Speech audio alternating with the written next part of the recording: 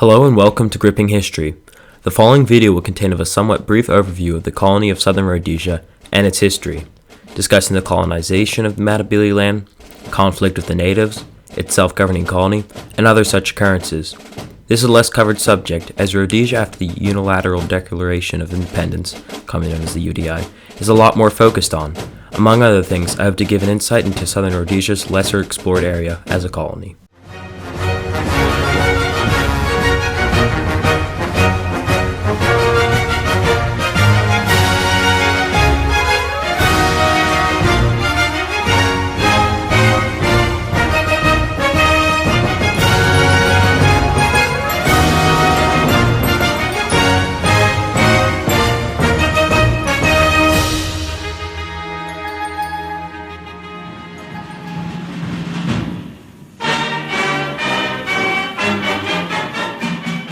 Cecil John Rhodes was born on the 5th of July, 1853 in Bishop Stortford, Hertfordshire, England, the fifth son of Reverend Francis Rhodes and Louisa Pidcock.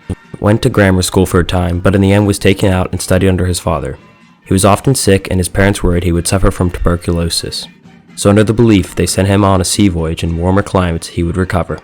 This resulted in the decision to send him to South Africa. He briefly stayed with the Surveyor General of Natal, Dr. P.C. Sutherland. However, Rhodes quickly took an interest in agriculture, so he decided to join his brother, Herbert, in Mumkomazi Valley in Natal to grow cotton. In the end, his brother and him moved to the diamond fields of Kimberley of the Northern Cape Province, in the end successfully buying up almost all the diamond mines, briefly returning to England to study at Oxford for one term, before returning and assuring his absolute monopoly on the diamonds. Rhodes furthermore helped the farmers in a time of crisis and formed a company to assist in their production of wine. Cecil Rhodes eventually decided he wished to become involved with the politics in the Cape Colony, this being modern-day South Africa. Eventually he became Prime Minister of the Cape Colony, making acts that allowed the taking of natives' land to allow industrial development. He also introduced multiple education policies. Rhodes pushed for a British South African company, BSAC, to connect the Cape and Cario. So in 1889, he at last got a royal charter from Queen Victoria to form the BSAC, granting them the following powers for 25 years: the right to trade with local rulers, establish banks, own land, and raise a police force. This police force being the iconic British South African Police, BSAP. The BSAP would provide protection to the settlers who were exploring southern Rhodesia. The BSAP would also go on to play a very important role in the Matabele Wars.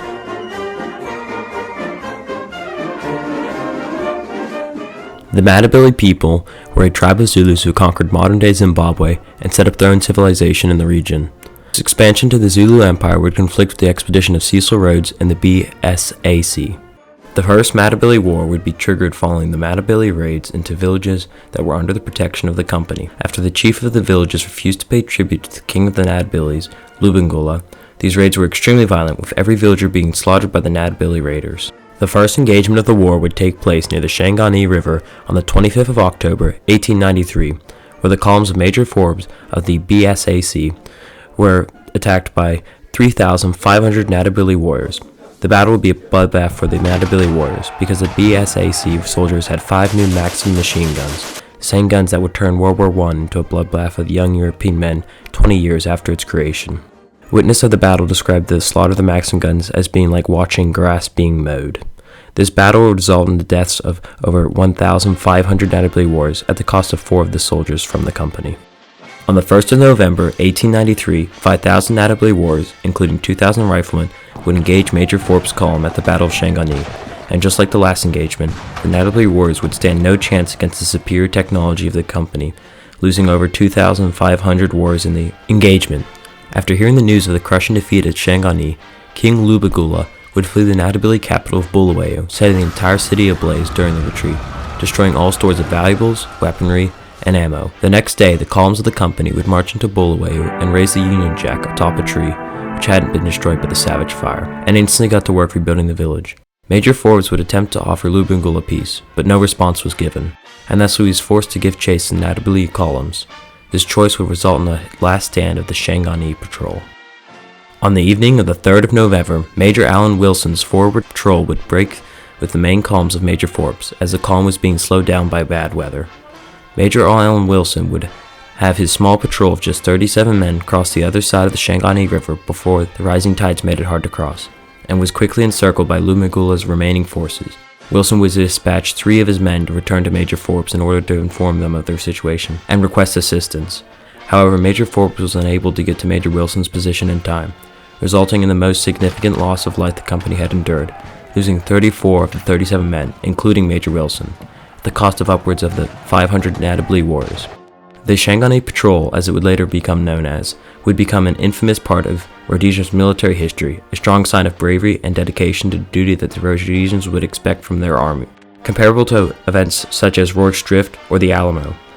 Less than 2 months later, on the 23rd of January 1894, Lumigula would die of smallpox, with their spirits crushed and their leader dead. The remaining Natablee warriors, now under the leadership of Izunduna, would surrender to the company. Back in London, an inquiry was later opened to investigate the allegations that the company had masterminded the causes of the war in order to gain territory. However, the charges were dropped by Lord Ripon, thus ending the First Matabele War. Overall, about 100 soldiers of the company and 10,000 Natabele warriors would be killed, and the company would gain control over modern-day Zimbabwe.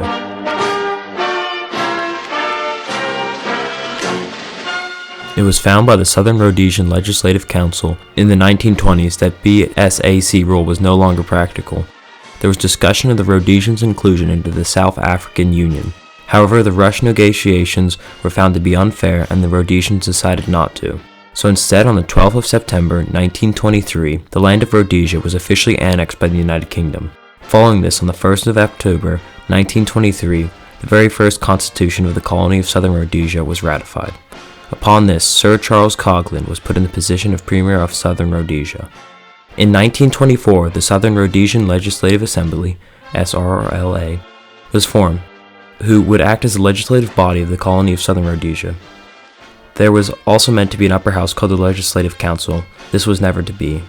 The SRLA was primarily modeled after the British House of Commons, with certain limitations set on its power, and the British had the right to veto any legislative action. Almost exactly the same legislation relating to an individual's ability to permitted to vote. Most importantly, they must be able to semi-fluently speak English and be a Rhodesian resident for 6 months. The election system was the first past the post system, as in the person who receives most votes wins.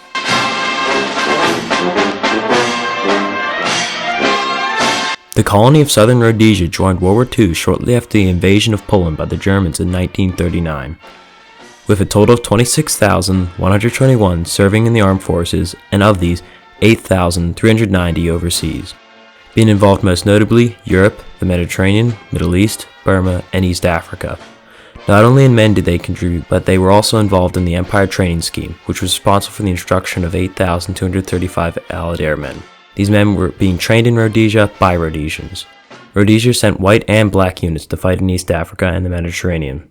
In the end, World War II saw to the assisting of the industrializing Rhodesia from its previously agricultural and mining-based economy.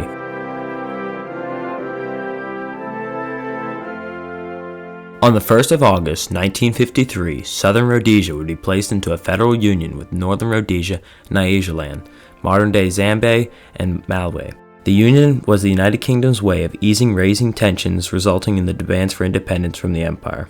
The Federation contained a large percentage of Britain's white settlers and was meant to allow the Federation to break away from the empire and become an independent nation in a similar manner to how other nations within the empire gained independence. During the time of Federation, 3 battalions of the King's African Rifles would be deployed in Malaysia to help counteract the communist uprisings in the country, paving the way for Rhodesia's focus on airborne warfare.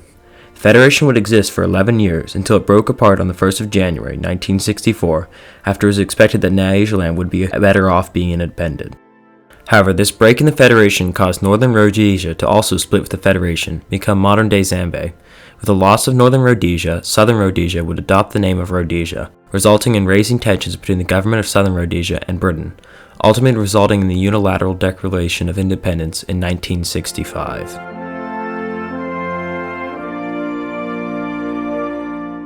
It is during this time of self-government that Ian Smith comes into the history of Rhodesia. Ian Smith was born in the small village of Saluku on the 8th of April 1919. Ian would join the RAF in 1941 and become a Spitfire pilot, and in 1944 he would be shot down by a German flak during a botched raid. He He would be taken to safety by an Italian family and work alongside the Italian resistance for 3 months, before being able to link up with the Allied forces advancing up Italy. He would then rejoin an RAF squadron and work as a ground attacker until the war ended. He would leave the RAF as a flight lieutenant, returning to Rhodesia to conclude his university education. He would later graduate with a bachelor in commerce. Afterwards, he would buy his own farm and enter into the world of politics, becoming Suluku's representative in Parliament as a member of the Liberal Party. During the dissolution of the Federation of Rhodesia and Nyasaland, Ian founded the Rhodesian Reform Party, which aimed to gain independence from Britain, as Nyasaland had just achieved, and Northern Rhodesia was soon to achieve. However, he faced major opposition from the Nationalist Party, which, despite being banned for violence, reformed it to become ZAPU, Mugabe's communist opposition group. This group threatened the position of many white majority parties, as it focused on gaining support from the black majorities of Rhodesia. Because of this, Ian united the Rhodesian Reform Party and the Rhodesian Dominion Party into the Rhodesian Front that he was the head of. The Rhodesian Front would become widely successful within Rhodesia, dominating the political scene, and would lead Rhodesia into the UDI years, with Mugabe's ZAPU party, along with other parties such as the ZIPU, ZANU, and ZIPRA, taking an open rebellion against the RF government, which would become known as the Rhodesian Bush War. So, I've come to the decision to cover the history of this interesting colony and nation, and perhaps we'll do videos on colonies and countries like this in the future.